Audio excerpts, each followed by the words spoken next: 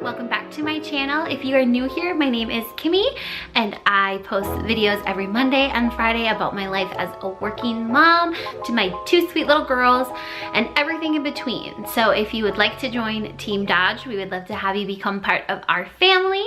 Make sure to hit that subscribe button below, and while you're down there, give us a thumbs up. So today I wanted to continue on in my series that I started a couple weeks back about sharing my journey with you guys of losing my mom. My mom battled cancer about 4 years ago, and we ended up losing her to bile duct cancer. I will have linked in the iCards the playlist that I created for this, so you can go back and watch that video and catch up.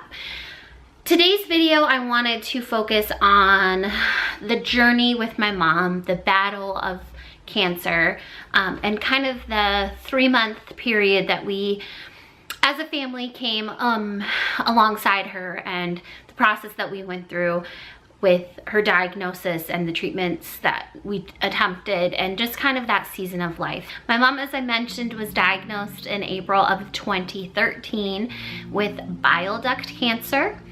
It is a rare but very aggressive type of cancer, and typically by the time you begin presenting symptoms, you're at the end of kind of the battle. My mom started getting jaundice, and that was what created the prompting to have some testing done. And when they did testing, they found that her bile ducts were filled with cancer, and it was very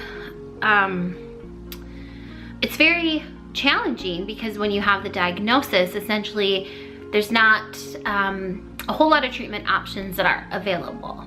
In order to do any type of chemotherapy, you have to have a working bile duct. So again, I'm not a medical professional by any means, but I'm retelling from what I recall we were told and some of the options that we pursued with my mom. When my mom was diagnosed, she was admitted to the hospital, to the cancer floor, and met with some oncologists, and they had talked about a couple different treatment options.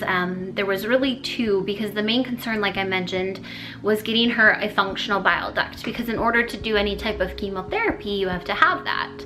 And it wasn't functional for my mom at that point. And they gave us two options, and the first option was to have essentially some tubing inserted that would cause her bile to externally drain from her body. And that was something that she would have dealt with for the entire longevity of her life, had that treatment option been pursued. The secondary option was to go in laparoscopically via surgery and try to put some stents in her bile ducts to open the ducts up and create a flow. At that time, the decision that we had made was to have the stenting surgery done. That was pretty much, I think, within 24 to 48 hours after she was admitted. It was very concurrently that they wanted to get in and do it right away. Initially, I believe there was one doctor who looked at it and said that stenting wasn't an option. Then we had a secondary opinion, and there was another doctor who was going to go ahead and do it, and so they moved fairly quickly to get my mom into surgery. After the first initial surgery, we didn't really see much of an improvement in my mom's bili levels, and my parents had gone to Mayo Clinic to get a secondary opinion and meet with a specialist there, which I'm very thankful that we live in Minnesota and we have access to one of the top hospitals in the United States. And my parents met with a specialist there who had given us the diagnosis of essentially my mom's cancer, and they had said at best we were looking to really just add more time to her plate, that most of these situations, that the patients that they see at best live 6 months, 9 months, potentially a year, that the options we had for treatment were very, very slim. And we, of course, are people of faith, and we believe that God can and does heal. And despite the fact that my mom didn't get her healing this side of heaven, I'll go into this in a later video because I don't want to spend the time talking about that here, but when we met with the doctors, had believed that God can and would and was able to intervene in that situation. So they had met with that doctor and they had said that he thought he could go in again and place some additional stents to see if we could reduce my mom's bilirubin levels. And so at that surgery, I traveled to Rochester to the Mayo Clinic with my parents, and I was there with my mom and my dad when she had the surgery, the day of the surgery. And that was a very emotional thing for me. I drove down the night before and was with my parents and was there the day of, and my mom was so incredible. She kept being concerned about things that a mom would be concerned about, you know, did I get enough breakfast and did I get enough sleep, and just a plethora of things. Well, here she is, the one that's going to be going into surgery, and her concern was, did I get enough breakfast? I mean, that goes to show you how much of a mom she is and was, and that she kept worrying about silly little things like that. And that surgery came and everything went well, and I remember being in the room with my mom after she came out of surgery and just holding her hand and reassuring her that things went well. And just, I remember sitting on the bed and just rubbing her back, and it's something that I treasure in my heart a lot, that I was able to be there as a support for her during that time. Actually, we didn't see any reduction in her bilirubin levels. When we came back, my parents had then decided to go ahead and move forward with doing an external drain so that my mom could receive some treatment. And when they went in to have the consultation done for that, her cancer had grown so much that that was no longer an option, that they didn't have a way to externally drain. That was devastating. It was a very devastating blow to all of us to have that news. And it was a tough battle. It was a tough time in our lives, and I look back on that now, and none of us had been through this situation. None of us knew how to deal with a cancer diagnosis. None of us knew what the right things were to do, what the right approach was, and how quickly and swiftly options become vital when you're dealing with that. And I have a very different perspective. Should I ever have to deal with this again, which I pray to God we don't ever have to deal with that in this lifetime. But it was a very challenging time going through procedures and hospital visits, and it just all felt like a blur. I remember my life just feeling every day like a blur. Like every day felt like an eternity, but at the same time it felt like everything went so fast. And it was a really trying time in our lives, and I just remember every day just crying out to the Lord and asking Him to be my peace and be my comfort and be my strength and support. And it was crazy during that time of life. So outside of the doctor's visits, outside of everything that was going on, I remember seeing in my mom just a different change in who she was and her demeanor. And looking back at it now, a cancer diagnosis, while devastating, was a blessing in a lot of ways, because the time that I spent with my mom from diagnosis, that period of time from when she was diagnosed to when she passed, there was such an incredible season in our lives of a deepness of love.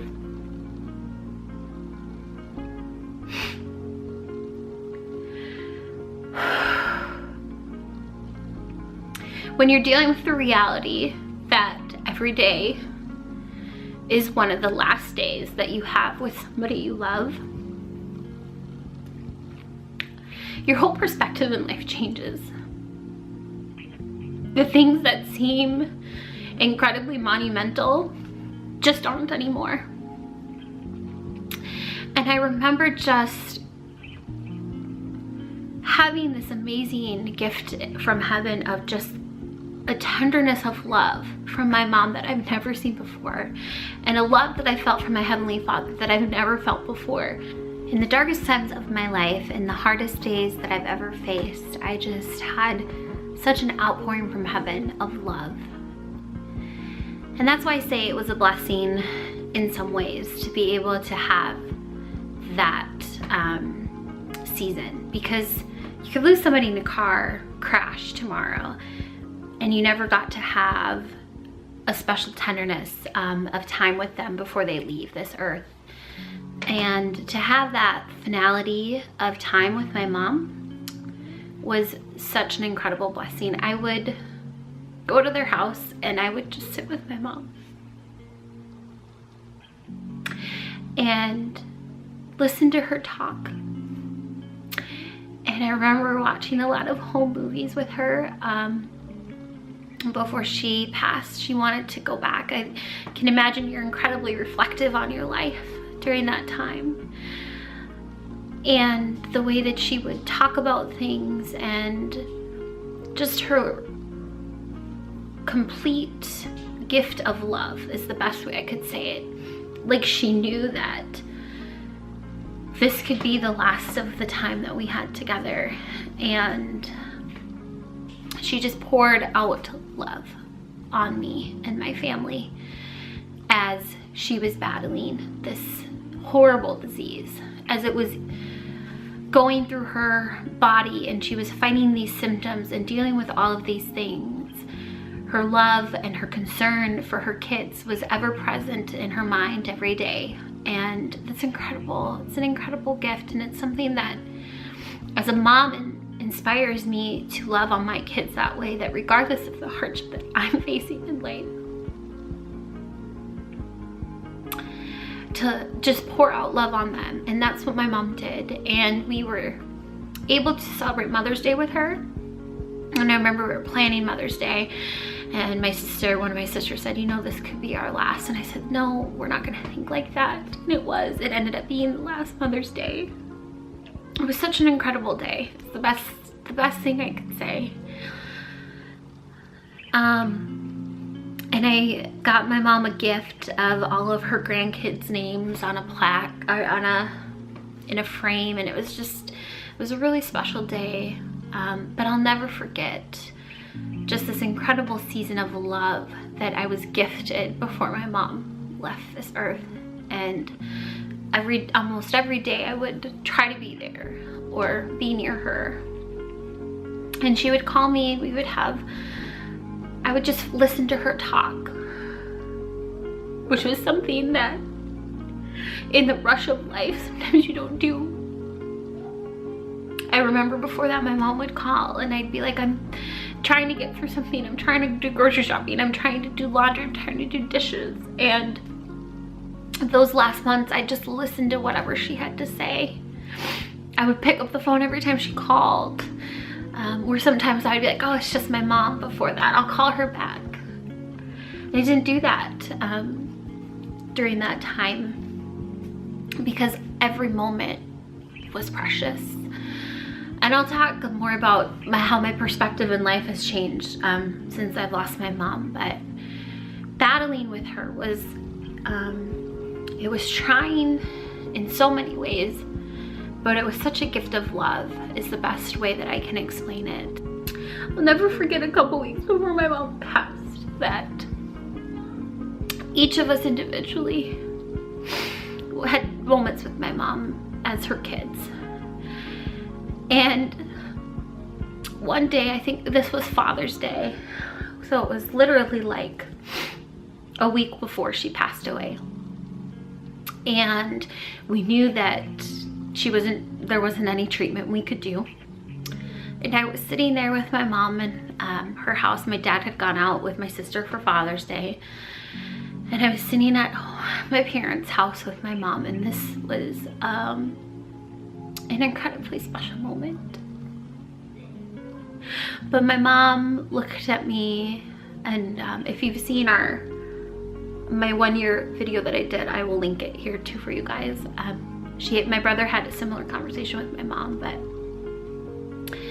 my mom looked at me and she said, Kimberly, I want you to forgive me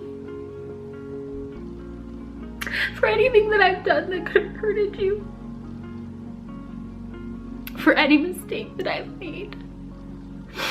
I want you to know that I'm sorry. And I hope you can forgive me. And she was crying. And I just looked at her and I cried. And I said, Mom, none of that matters. Nothing of that matters. The only thing that matters is that I love you. And none of that. Forget it all. And I share that story because it's something that I look back on now and I remember how all I felt in that moment was love for my mom. And when I look back on life, I don't remember the bad times. I remember the really good times. But the fact that her concern was that she wanted to know that whatever it was, she had my forgiveness, is an incredible gift. So I think that's it for this chapter of the story. It was a very short window of time, but it was an incredible season of love. And I hope that if you are battling with someone or have battled this, that you can go back in your life and really think of it in that way. It's a perspective that the Lord gave me after my mom passed away, that he didn't use cancer, he didn't give her cancer. We know that that came from the enemy, that came not from heaven, but the gift that I had with being able to treasure a season of life with my mom is something that I'm so, so thankful for. Every day of those 3 months of time was filled with an incredible amount of love for her and from my Heavenly Father. So in my next video, there'll be more tears. This is like a tear fest, but I love you guys and thank you for watching and supporting us and for sharing in the comments that you're crying with me, and it means a lot to me. But in my next video, I'm going to talk about the day that my mom went to heaven. That'll probably be a 2-part video because it's going to be a long story. I hope that you guys are enjoying the series. If you are, make sure to give us a thumbs up. Don't forget to subscribe. We'd love to have you guys along. And thank you so much for all your love and support. We appreciate and love you guys so much. And I will see you in my next video. Goodbye.